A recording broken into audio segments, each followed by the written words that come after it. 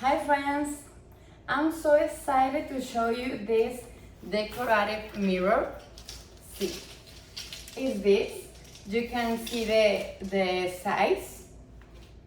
Have this black frame around.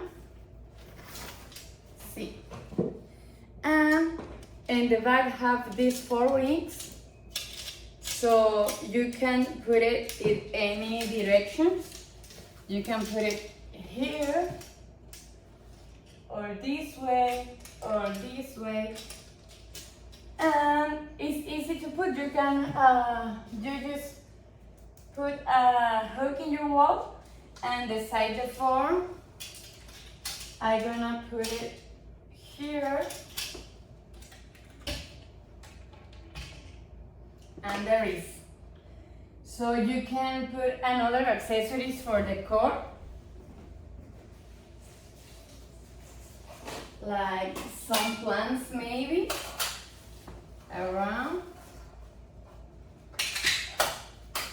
like this.